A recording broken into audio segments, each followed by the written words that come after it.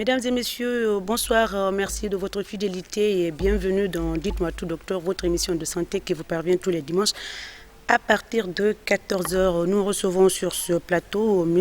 Aboubacar Silla, membre de la société civile et aussi contribue donc à la gouvernance sanitaire. Cette société civile se veut être à l'avant-garde de la maladie Covid-19. Le thème va porter donc sur la démocratie, sur la participation citoyenne dans la gouvernance sanitaire. C'est pour dire que la société civile est aux côtés de la santé. Pour mieux comprendre, mesdames et messieurs, le thème d'aujourd'hui, restez avec moi. Mais d'ici là, regardez notre spot de Covid-19.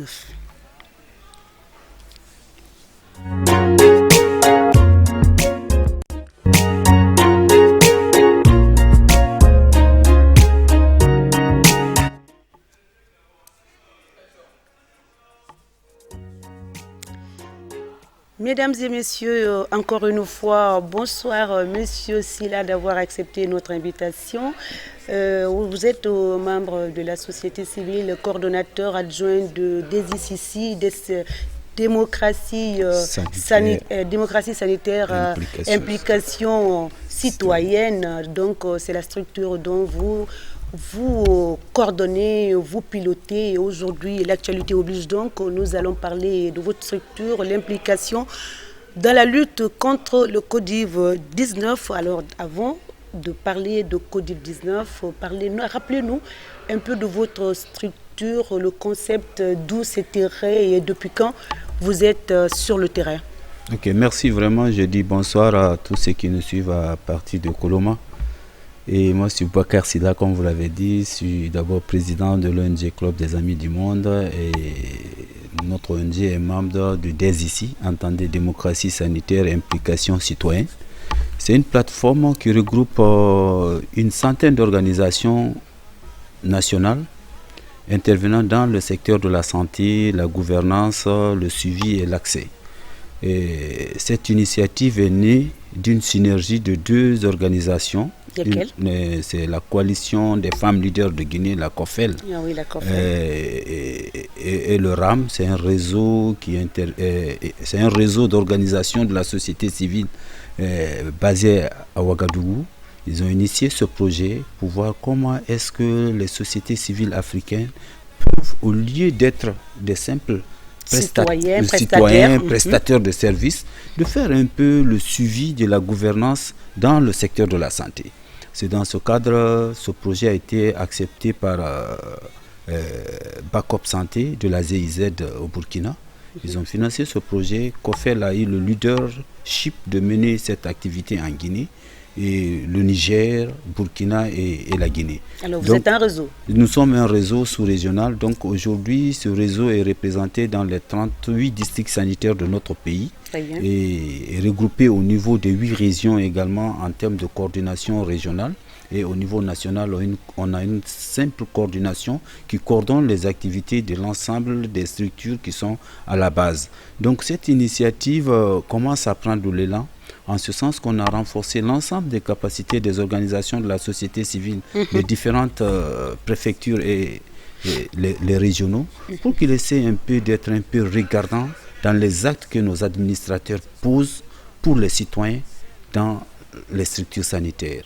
Vous savez, aujourd'hui, quand nous prenons nos centres de santé, le gouvernement a pris soin de fixer quand même le coût des prestations qui vont dans le sens d'allègement pour aider le Guinéen lambda qui n'a pas assez de moyens. Oui. Mais quand vous venez, parfois ces médecins qui sont payés sur le dos de l'État vous fixent des prix exorbitants et dont les ressources ne vont pas aussi dans la caisse de l'État pour être redistribuées. Donc aujourd'hui, nous faisons l'ensemble de ces suivis par les citoyens dans les différentes localités. Partout où on est passé, les gens ont dit voilà, ça c'est une réalité que les gens ne cernent pas.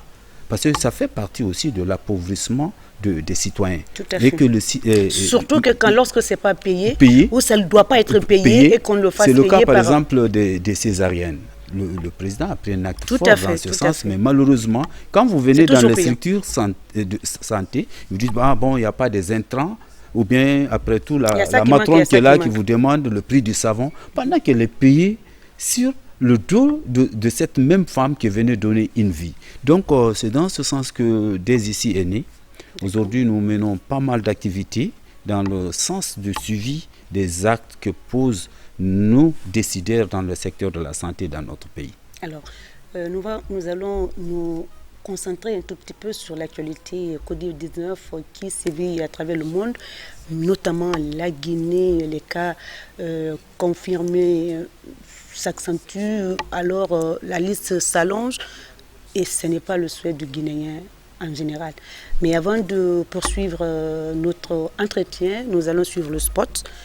La régie, si c'est prêt, on peut balancer.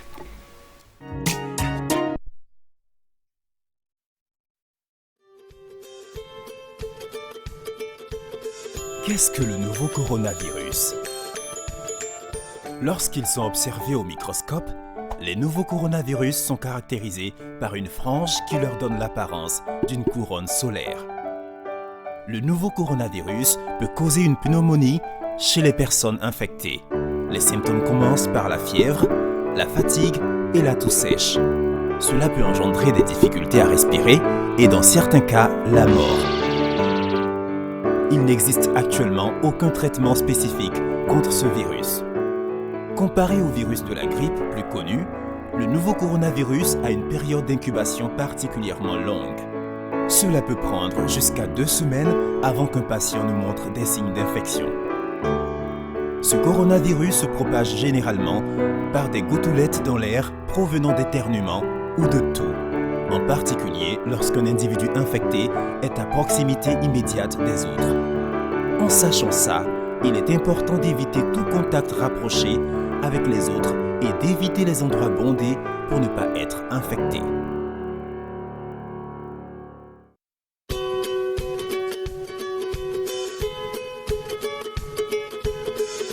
Comment prévenir l'infection chez soi? D'abord, il faut limiter la fréquence sortie et rester à l'écart des endroits bondés.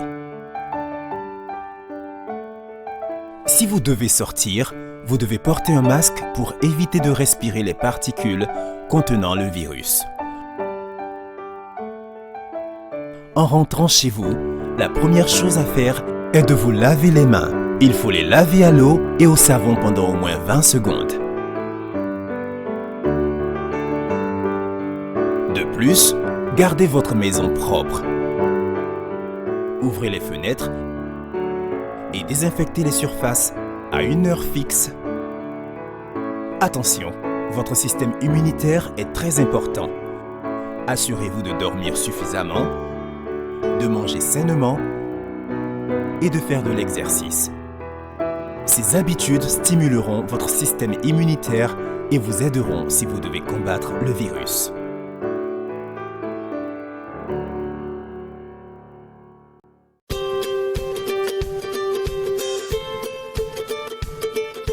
Comment prévenir l'infection à l'extérieur? Lorsque vous vous déplacez, privilégiez la marche, le vélo, la moto ou votre voiture personnelle. Lorsque vous prenez les transports en commun, assurez-vous de porter un masque. Lorsque vous êtes au travail, gardez une distance d'au moins 1,5 m avec toute personne avec qui vous devez parler. Évitez toute réunion ou tout rassemblement dans de petits espaces confinés. Lorsque vous mangez avec les autres, n'oubliez pas de garder vos distances. Ne parlez pas en mangeant. Lorsque vous faites des courses dans des endroits comme les supermarchés et les centres commerciaux, essayez d'y aller à des heures où le moins de monde est dehors. Essayez d'éviter de vous rapprocher des autres. Il y aura des occasions pour ça à l'avenir.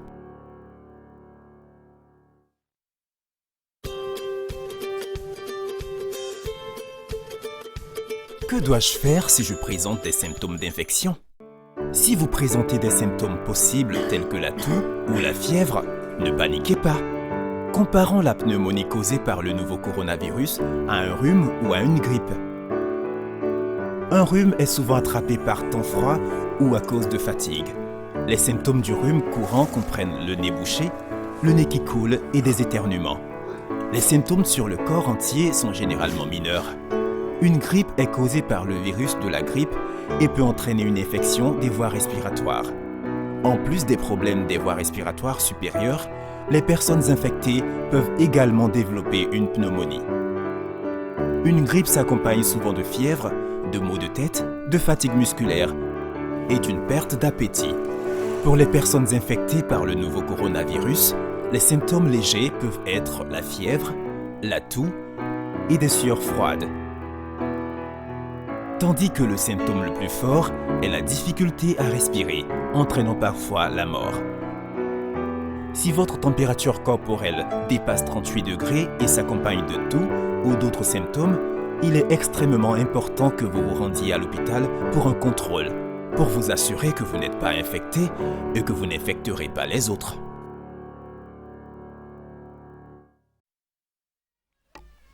Retour donc sur le plateau de Dites-moi tout docteur. Monsieur Sylla, vous avez vu notre spot consacré à la maladie Covid-19. Il faut se laver les mains.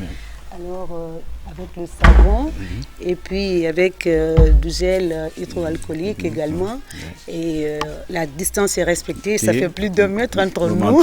Oui, plus d'1 mètre. Dorénavant, ça va être le cas. Ouais. Alors, d'après ce que vous venez de dire tout à l'heure, la participation citoyenne pourrait être un des leviers les plus efficaces et révolutionnaires pour générer la transparence en période de Covid-19. Comment est-ce que vous vous y prenez, M. Sylla? Bon, aujourd'hui, nous, au sein de DESICI, l'ensemble des plateformes et les ONG qui sont membres de cette coalition, nous sommes en train de suivre minutieusement les actes que posent nos décideurs dans le cadre de la lutte contre cette épidémie. La Guinée ne devait pas être surprise vu l'expérience vécue avec Ebola. Nous disons au sein de DESICI que tous les Guinéens ont leur doctorat dans le cadre de la lutte contre les épidémies. Parce que nous avons tous vaincu Ebola, et je pense que c'était vers Forêt-Caria quand on a déclaré les 0 cas en un temps réel. Donc c'est pour dire qu'aujourd'hui au sein de DESICI, nous suivons d'abord les actes que posent nos décideurs. Alors aujourd'hui, concrètement, quels sont les actes opposés que vous suivez? Donc nous avons, d'abord il y a eu des tollés dans la cité, si vous avez entendu quand il y a eu un soi-disant décret qui devait être pris par le président de la République, qui a été proposé par l'ANSS pour le fonctionnement. Et là, nous avons dit qu'on n'en a pas besoin. Parce que nous avons quelque chose qui a réussi dans ce pays. Pourquoi ne pas vite aller pendant que la maladie est déjà là? Donc, il y a de cela quelques heures, le président a pris une note qu'il a adressée au Premier ministre. Nous avons salué vraiment le contenu de cette note en responsabilisant le Premier ministre en tant que coordinateur de l'action gouvernementale dans la lutte. C'est ce qui manquait parce que quand il y a un sursaut national, il n'y a pas à jouer la partition. Donc il faut que tous les fils du pays se lèvent autour de cette épidémie pour pouvoir gigler à temps réel. Aujourd'hui, je pense depuis hier, on a 9 cas. Et ces 9 cas ont été déclarés, je pense, le 9e cas a été déclaré hier par M. Sakoba. Donc c'est pour dire que nous suivons tous les actes que le gouvernement l'évolution pose de la maladie sur le terrain.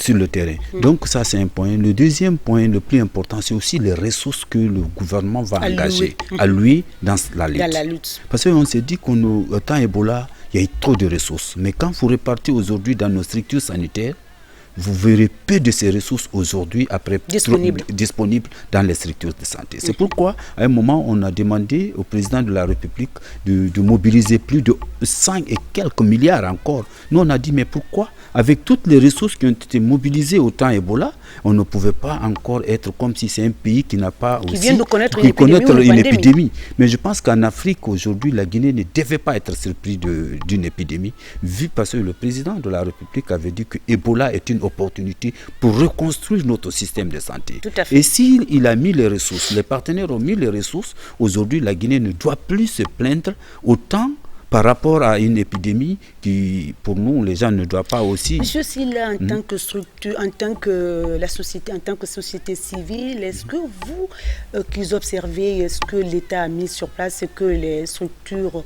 les autorités compétentes ont mis sur place, est-ce que, selon vous, il y a eu une évaluation par rapport à ces acquis dont vous parlez de Ebola? Ebola, il n'y a pas eu d'évaluation et il n'y a pas eu aussi d'audit pour Ebola. Si on avait audité tout cela, aujourd'hui, le gouvernement allait récupérer... Ça ne saurait pas être une surprise pour nous. Oui, donc ça n'allait pas aujourd'hui dire, bon, il faut mobiliser des ressources encore, gauche à droite. Et surtout qu'après Ebola, le président a pris aussi un autre acte en instituant l'ANSS, l'Agence nationale de la sécurité sanitaire.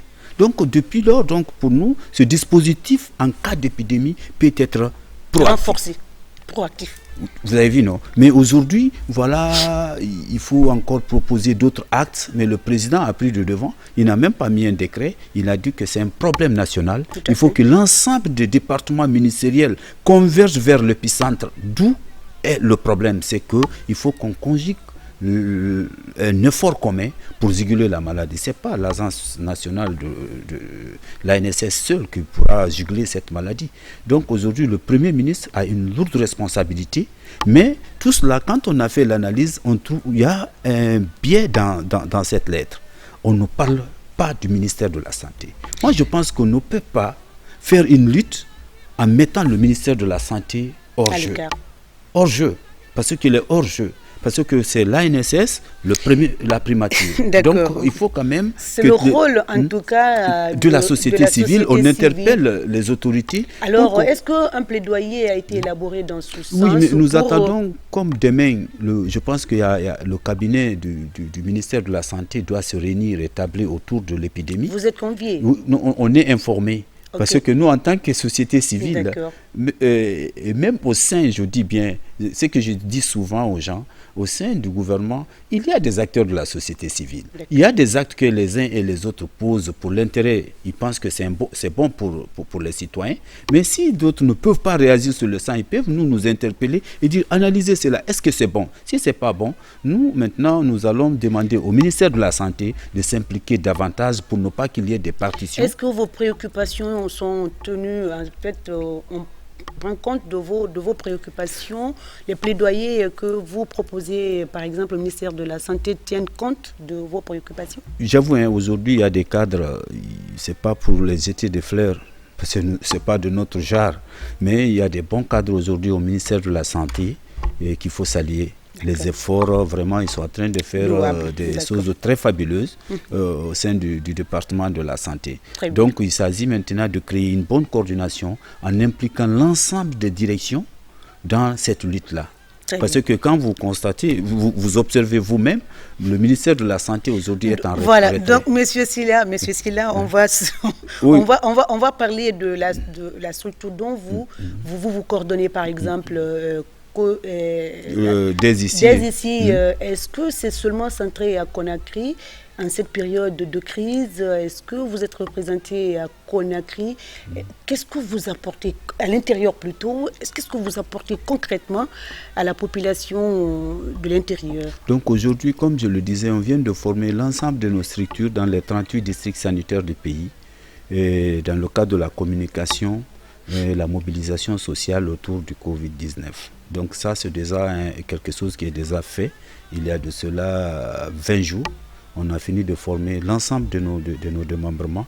Comme on est dans une synergie sous-régionale, il y a eu des affiches et autres qui ont été conçues. Nous avons distribué cela également à l'ensemble des organisations qui ont inscrit cela dans leur plan d'action. C'est ce que je dis souvent, il ne faut pas attendre les ressources quand il y a une crise. Les ressources les plus importantes sont les ressources humaines. Donc ces ressources humaines étant aujourd'hui disponibles, il faut qu'elles se mettent en jeu pour pouvoir travailler. C'est ce que nous avons dit dans toutes les régions où nous sommes arrivés. Certains disaient, comment on va travailler? J'ai pris un exemple terre à terre, le cas de Kindia. J'ai dit, prenez le centre de santé de Mankepa. Ne dites pas qu'il y a une ONG qui est jusqu'à Ferefou, elle va se déplacer pour venir à Mankepa faire la sensibilisation. Trouvez les structures qui sont à Mankepa, qui ne vont pas payer le transport et faire la sensibilisation autour même d'un rayon Par exemple, moi, si là, je l'ose à Manquepa, je fais une sensibilisation dans un rayon de 10 à 15 mètres. On n'a pas besoin qu'on me donne un transport là. Donc, quand il y a une crise nationale, il faut qu'il y ait des sacrifices aussi que chacun doit consentir. Sacrifice individuel, monsieur Silla, vous êtes une structure privée, il faut le dire, société civile. Vous êtes subventionné, oui ou non, pour pouvoir mener vos activités à Conakry et à l'intérieur, mais précisément dans le cadre de l'actualité, de la maladie. Aujourd'hui, nous n'avons aucun appui dans le cadre de la lutte contre cette maladie. Et ce que je viens d'expliquer, on a dit à toutes les organisations membres qui ont des lignes de communication dans leur plan d'action, de les transformer en cette campagne d'utilité publique. Okay. Parce qu'aujourd'hui, ceux-là, tous les donateurs sont affectés. Qui va donner?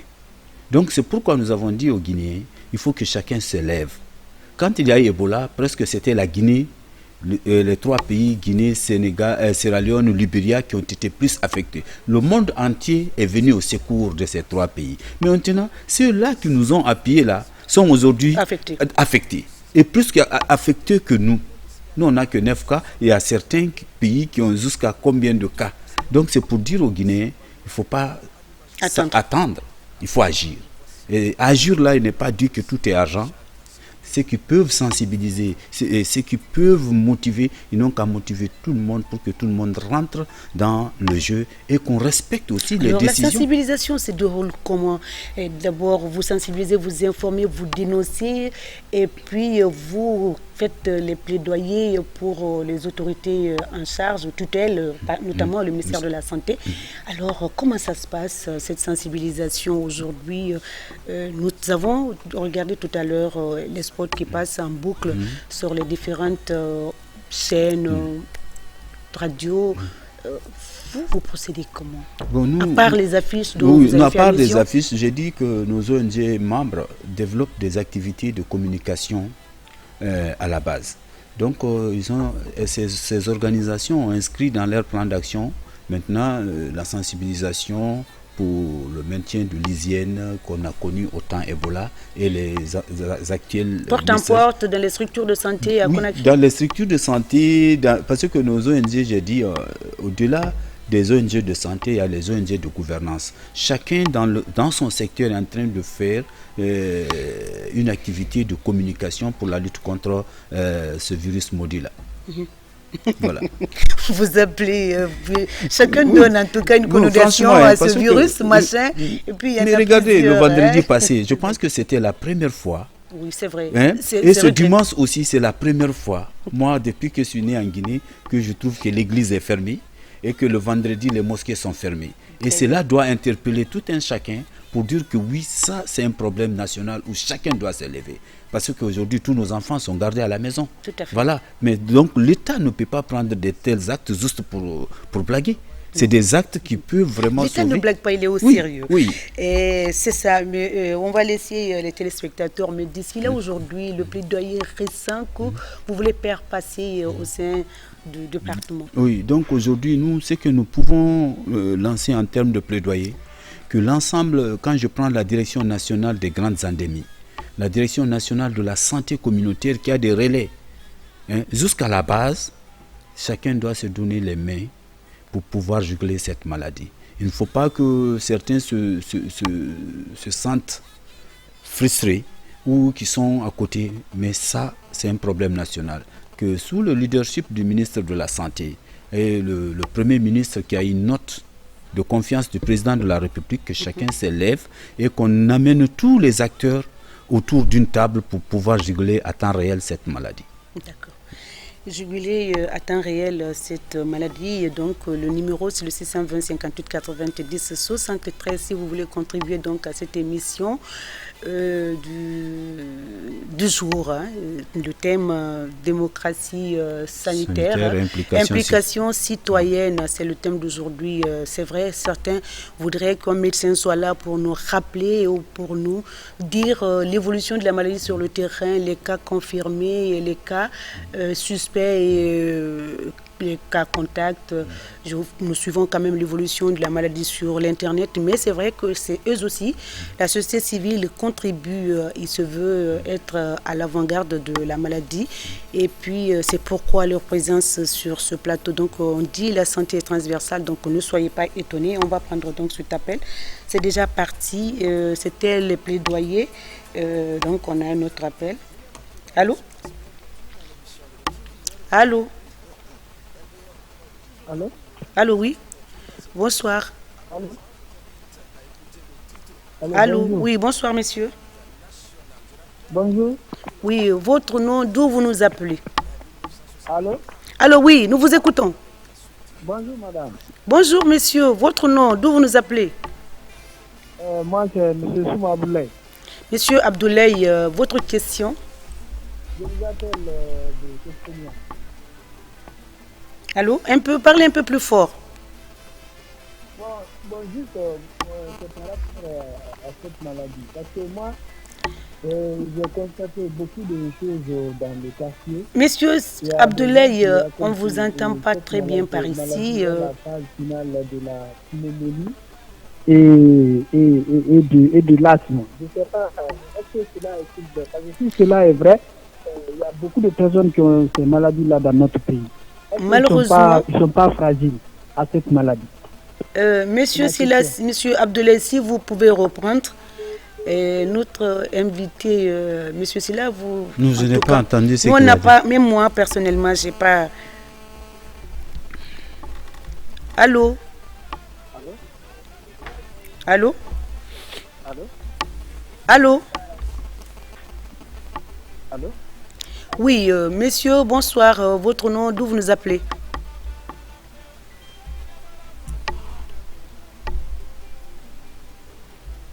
Allô? Allô? Bon, malheureusement, moi, il parle, on ne l'écoute pas, il n'y a pas de retour. Donc, on va continuer à vous poser. Allô? Monsieur Silla, on va continuer à poser des questions sur la maladie, la contribution de DSIC et des autres structures, deux autres acteurs qui vraiment accompagnent le ministère de la Santé de la lutte contre la maladie. À l'intérieur, à chaque fois que les organisations non gouvernementales passent dans cette émission, on leur demande de vous être représentés. Oui, nos points focaux sont à l'intérieur. Le relais s'assure comment? Est-ce que c'est instantané ou bien c'est mensuel? Mais aujourd'hui, l'urgence est là. Et avant de répondre à cette question, on va essayer de prendre cet autre appel, malheureusement. Comment ça se passe, la coordination entre les acteurs de Conakry et ceux de l'intérieur? Ok. Comme je le disais, dans chaque région, on a une coordination régionale. C'est les ONG de chaque région qui tablent et siègent et interviennent dans les régions. Nous, on ne se mêle pas au niveau de la mise en œuvre. Donc, chaque région remonte les préoccupations au niveau national, au niveau de la coordination nationale. Et la coordination nationale maintenant siège et analyse l'ensemble des demandes remontées par les régionaux. C'est en ce temps que nous agissons. Et nous renforçons aussi leurs capacités. Vous agissez auprès de qui? Auprès des ONG locales qui sont dans les différentes régions. D'accord. Donc avec l'appui actuellement, comme on a l'appui de la GIZ BACOP, donc les ressources disponibles, nous mettons à la disposition des régionaux qui mènent actuellement des activités sur le terrain dans le cadre de suivi, l'accès et la gouvernance dans le secteur de la santé. Voilà les trois axes sur lesquels vraiment nous focalisons beaucoup plus notre attention. D'accord. Allô? Allô? Allô? Allô? Allô, bonjour. Oui, parlez un peu plus fort, s'il vous plaît. Bonjour, messieurs. Allô? Oui, bonjour, monsieur. Votre nom, d'où vous nous appelez? Bonjour. Allô, oui, nous vous écoutons. Allô, bonjour, madame. Bonjour, messieurs. Votre nom, d'où vous nous appelez? C'est toujours Abdoulaye Silla. Oui, monsieur Silla. Oui, parlez un peu plus fort là pour pouvoir vous entendre par ici. Abdoulaye Silla de Sonfonia. Monsieur Silla de Sonfonia, votre question? Bon, juste, c'est par rapport à cette maladie. C'est par rapport... C'est parti. On va continuer donc. Allô? Allô? Allô? Allô? Allô? Oui, bonsoir messieurs. Allô, oui, bonjour madame. Votre nom, d'où vous nous appelez? Bonjour madame. Oui, bonjour. Votre nom, d'où vous nous appelez? Ah, bonjour madame. Messieurs? Abdraman Nabi Somparé, je vous appelle depuis Dabompa. Dabompa, messieurs Somparé, parlez un peu plus fort, on ne vous entend pas. Allô? Allô? Voilà, juste, je voudrais que vous laissiez M. Silla Boubacar, il a parlé un point très important. Donc, allô? Donc, concernant le sacrifice. Concernant donc, quoi? Il va développer ce point-là. Parce qu'il voulait développer ce point, mais il a été, je crois, bien interrompu par vous-même. Donc, il a parlé de ce point-là. Parce qu'on n'a pas besoin de débloquer les milliards pour ça. Chacun peut contribuer à sa manière. Alors, vous pensez que je l'ai interrompu? Alors, je ne l'ai pas interrompu. Je voulais qu'on soit dans le cadre. Alors, s'il a envie de donner des explications par rapport à ça, c'est son choix. Monsieur Silla, je vous ai interrompu, vous vous rappelez? Bon, ok. Donc, comme il parle là où j'avais dit, il faut que c'est une question de sacrifice, où chacun doit se donner selon son temps, selon son environnement, pour aider ce pays à sortir de cette situation. Donc, c'est juste peut-être, c'est pas d'une question de... Bon, je ne me rappelle pas de l'avoir interrompu. Non. Oui, c'est comme là où il a parlé juste de sacrifice, là, j'ai dit bon, que chacun doit se donner. Ouais. C'est comme si c'est des sacrifices, chacun doit se sacrifier pour la vie de l'autre. Donc, c'est juste dans ce sens, quoi. Allô? Allô? Allô? Allô? C'est parti, les téléspectateurs nous suivent de près. Donc, ils pensent que... Et Monsieur Silla ne peut pas parler de ce qui se passe dans les autres secteurs. C'est ici que nous parlons, le rôle, sa contribution en cette période de crise. On est très précis, là, on reste dans le cadre du thème. Allô? Allô? Oui, bonjour. Oui, monsieur, votre nom, d'où vous nous appelez? Allô? Bonsoir, monsieur, votre nom, d'où vous nous appelez? Oui, bonjour. Oui, bonjour, votre nom, d'où vous nous appelez? Je m'appelle Kéoulin Keta. Monsieur Keta, oui, nous vous écoutons. Je m'appelle Kéoulin Keta depuis Kindia. Parlez un peu plus fort, depuis Kindia, nous vous écoutons. Bon, en fait, je dis bonjour je dis bonjour à Dr Abakar Silla. Oui. Et ma question est que est-ce que le gouvernement guinéen a confirmé l'efficacité de la chloroquine pour le traitement des malades? Voilà, monsieur Silla, il pense que si l'État a confirmé la chloroquine, voilà. Oui, donc aujourd'hui, jusqu'à présent, jusqu'à l'instant où on rentrait au studio ici, il n'y a pas une déclaration dans ce sens. D'accord. Donc pour le moment, on va laisser le soin aux médecins qui sont en ongo et qui sont compétents de nous traiter. Mais on a vu sur les réseaux sociaux... En tout cas, le directeur de l'ANSS demande à ce que les gens ne s'approvisionnent pas de ce produit et consommer parce qu'on ne connaît pas les conséquences que cela aussi. Il faut laisser les professionnels vous aider dans la prise et tout. Donc, résignez-vous si vous avez de ces produits comme notamment la chloroquine. Abstenez-vous de les utiliser maintenant. Si vous n'êtes surtout pas malade. Oui, ils auront des effets aussi secondaires. Voilà. Clair, chaque produit pharmaceutique d'ailleurs a un effet secondaire. Donc, Abstenez-vous à l'utilisation, à la consommation. Allô? Allô? Allô? Allô, oui? Allô? Allô, oui? Bonjour, madame. Bonjour, madame. Votre nom, d'où vous nous appelez? Moi, c'est Sila Fanta. Je vous appelle depuis Kindia. Oui, aujourd'hui, les gens de Kindia sont en ligne, là. Oui. Alors, monsieur, Voilà, madame, nous vous écoutons. Votre J'ai question? une question pour monsieur Sinla Baka Oui, de la société civile. oui. C'était pas une question, c'est une connaissance qui vous a reconnu. Monsieur Sila Bouakar, vous n'êtes pas docteur, celui qui l'a dit tout à l'heure. Voilà. Il n'est pas docteur, il est de la société civile. Il est tout simplement monsieur Sila Aboubakar, coordonnateur adjoint des SIC, démocratie sanitaire, implication citoyenne. Donc, c'était leur rôle, leur contribution dans la lutte contre Covid-19, la maladie qui fait peur aujourd'hui et la pandémie qui effraie tout le monde, sans exception. Oui, ça c'est vrai. Alors on va prendre cet autre appel. Je ne sais pas, c'était pas une question, elle vous a juste reconnu. Merci d'avoir appelé, c'est aussi aimable de nous appeler, de reconnaître quelqu'un sur le plateau et de lui dire bonjour au passage. Nous allons continuer, on va sensibiliser. Au niveau des ici, ça se passe la sensibilisation.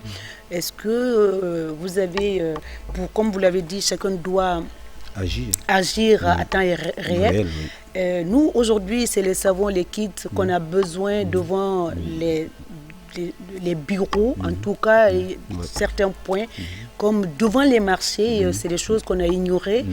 Comme on n'a pas interdit la fermeture des marchés, il faut poser ces kits devant ces marchés pour aider les femmes à se laver les mains. Il faut revoir ce volet. Et puis, monsieur Sila, c'était mon idée à moi. Vous, ça se passe comment pour aider la population, comme tout le monde doit agir, pour aider la population à se laver les mains, à avoir ces gels hydroalcooliques qui sont déjà en rupture sur le marché. C'est clair, oui. Vous savez, le gouvernement vient de prendre un acte qui doit vraiment nous mettre sur l'alignement.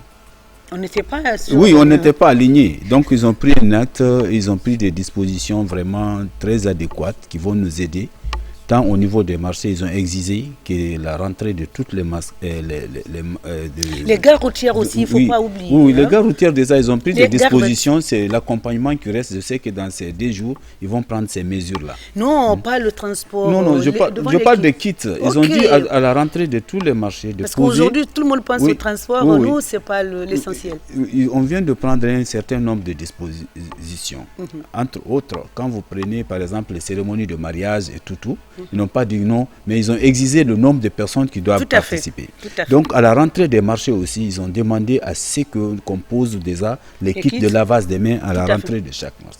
Les ateliers de formation, on dit si ça n'excède pas 20 personnes et que la distance que nous avons, que vous nous avez, même dans le marché aussi, ils ont dit 1 mètre. Mais là aussi, c'est un peu compliqué. Mais il faut se laver les mains. Non, il faut se laver les mains et aussi, il faut un peu qu'il y ait des mesures aussi contraignantes.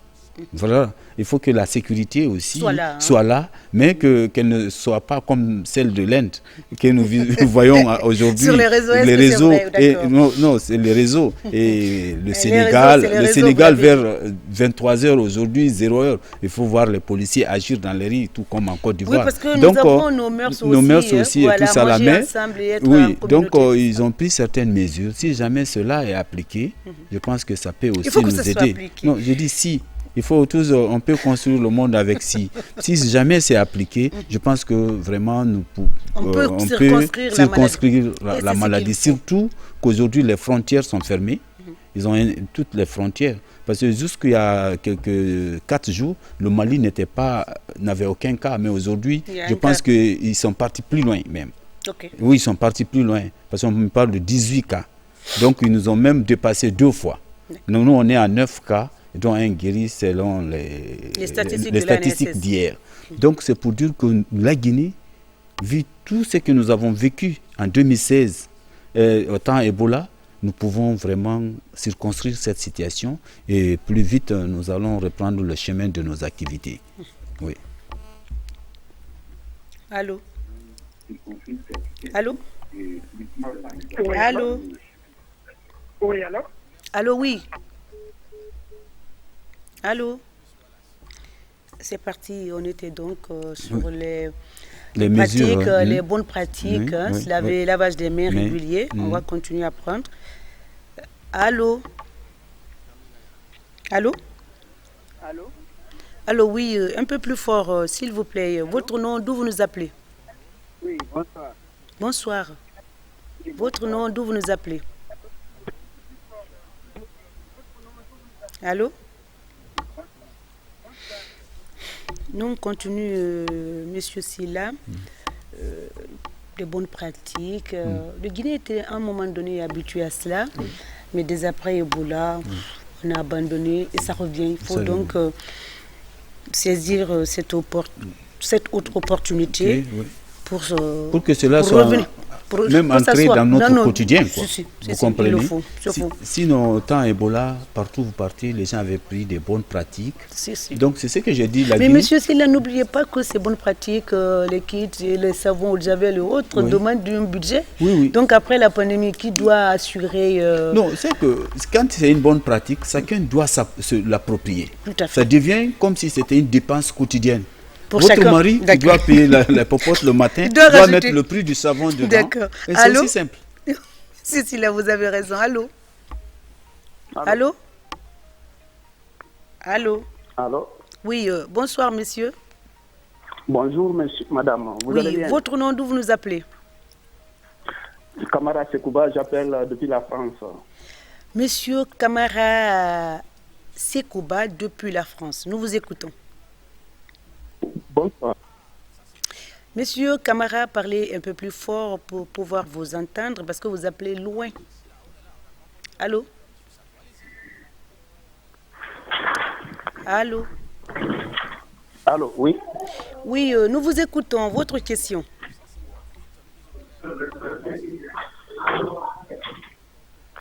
Allô? Nous vous écoutons. Parlez, nous vous écoutons. Oui, je voudrais poser la question. C'est parti, c'est le réseau, la ligne, c'est comme ça. On n'a pas le choix. Il voulait poser la question, laquelle, on ne sait pas. Merci quand même d'avoir appelé depuis la France, monsieur Camara. Allô? Allô? Merci quand même d'avoir appelé depuis la France, monsieur. Il a commencé à parler déjà. Allô? Allô, oui.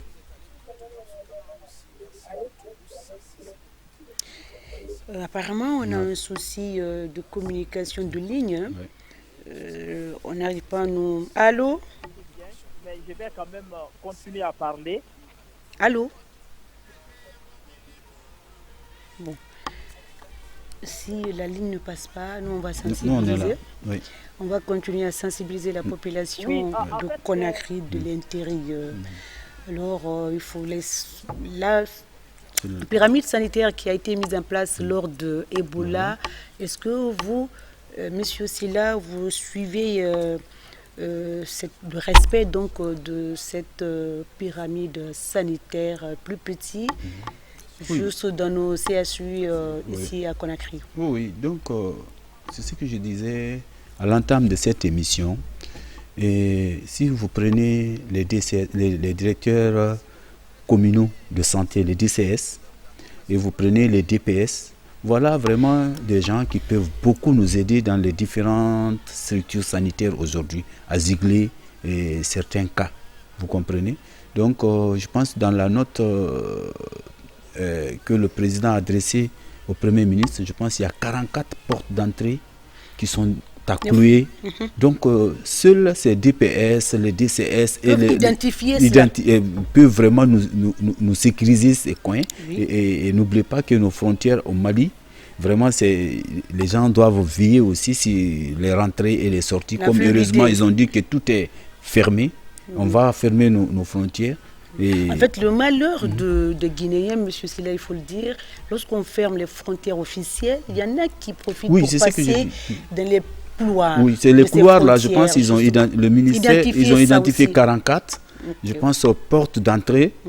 Et les gens vont veiller sur ça. Le président a donné des instructions fermes au Premier ministre que maintenant le garant de la lutte interministérielle pour cette maladie. Donc je pense que les choses vont aller de mieux en mieux et que le ministère de la Santé, je sais qu'ils vont maintenant se réveiller vite et rentrer dans la danse. Moi, c'est qu'il dormait. Oui, il dormait, franchement. C'est pas moi qui le dis. Non, c'est pas vous. Docteur Rémi, secouez-vous pour aller sur le terrain. Nous espérons le recevoir sur ce plateau. Oui, franchement. Selon son agenda, parce qu'actuellement, c'est hyper chargé. On va essayer quand même de l'inviter sur ce plateau pour nous dire les dispositifs mis en place, les ripostes sanitaires nationales que le ministère a déjà établis pour contrer cette maladie. Citoyen, quoi. Alors, c'est monsieur Silla qui dit que docteur Rémi dormait. Oui, ils n'ont qu'à se régner, quoi. Allô? Allô? Oui,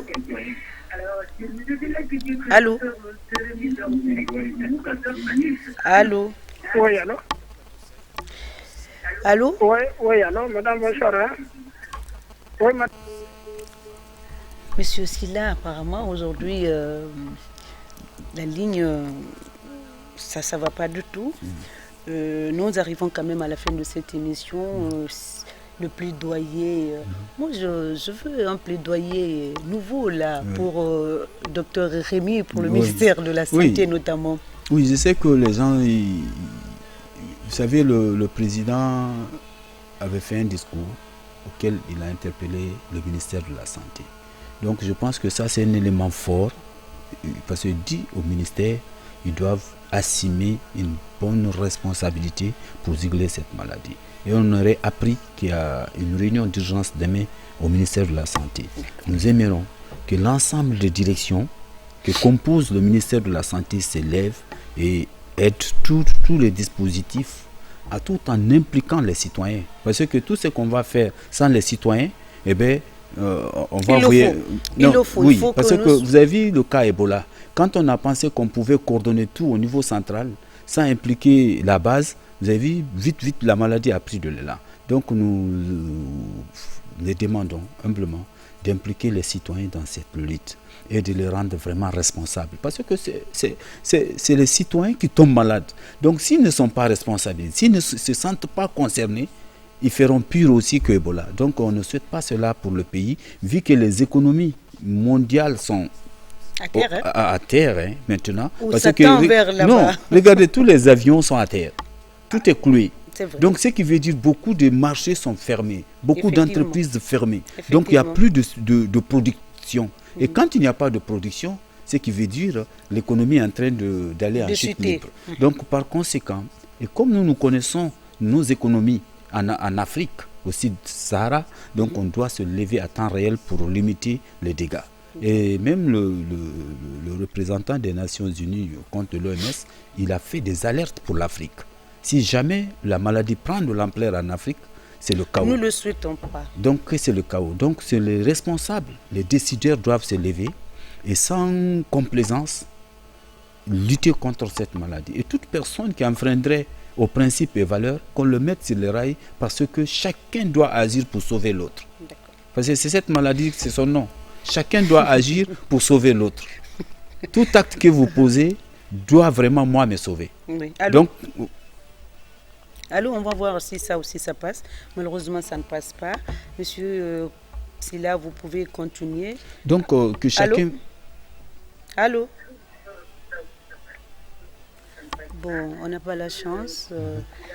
Allô? On n'a vraiment pas la chance aujourd'hui. Aujourd'hui, oui. Mais ce n'est pas grave. Nous arrivons quand même à sensibiliser la population. C'est ce qui est important. Via notre invité qui est coordinateur adjoint d'AIDES ici et société civile, ils sont aux côtés du département de tutelle, du ministère de la Santé et les autres membres d'ailleurs, pour le même combat, la même lutte. Oui. Voilà. Vous disiez donc que tout le monde doit se lever. Oui. le nom de la maladie, vous avez dit mon acte C'est-à-dire, doit sauver. votre acte doit vous sauver. me sauver. D'accord. Vous avez vu, non? C'est pourquoi on te dit d'abord de prendre une distance au moins d'1 mètre. Voilà, Vous avez vu, c'est non? respecté, Là, c'est non? respecté. Donc, c'est déjà un bon pas. D'accord. Donc, secondo, il faut quand même, quand je me sens malade, je dois rester à la maison. Il faut qu'on reste à la maison. Parce que plus vous sortez, plus vous multipliez le nombre de contacts et de risques. Tout à fait.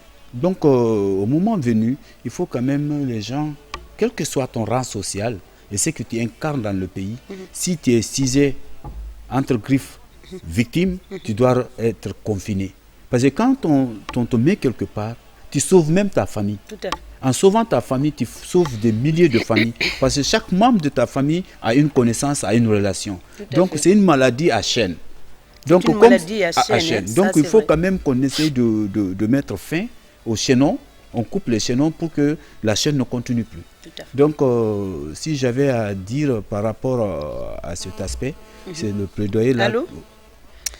Je crois qu'aujourd'hui, nous seulement, on a pris le temps. Oui. Et les téléspectateurs, la semaine prochaine, on va revoir qu'est-ce qui se passe, pourquoi vous n'avez pas pu nous joindre. C'est pas nous, c'est la ligne. Et c'est la fin de cette émission. Monsieur Sylla, vous êtes satisfait? Oui, franchement. Un dernier message à la population guinéenne. Donc moi, je dis à la population guinéenne que cette maladie, elle existe maintenant dans notre pays. Les mesures édictées par le gouvernement guinéen doivent être respectées par chaque Guinéen pour sauver la vie de l'autre et la vie de soi. Donc que chacun essaye de se laver permanemment les mains. On a le savon, même si on n'a pas les gels, parce que dans certains villages que je connais, ce gel ne va jamais arriver là. Donc c'est d'essayer vraiment de se laver permanemment les mains.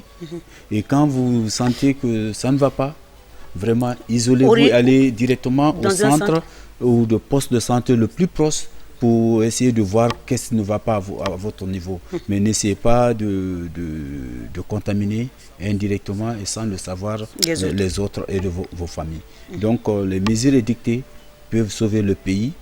Si toutefois chacun suit cette éducation qui est communiquée permanemment au niveau de nos radios et la télévision. En tout cas, c'est le cas ici à la RTG. Que nous remercions de passage, vraiment. Donc, vraiment, c'est d'essayer d'appliquer vraiment ces conseils qui pourront vraiment nous aider. Merci, M. Sylla. Je rappelle que M. Sylla est coordinateur adjoint DES-ICI, démocratie sanitaire, implication citoyenne, qui était notre invité la semaine prochaine. Nous essayerons d'inviter les spécialistes en la matière pour vous parler de l'évolution de la maladie sur le terrain.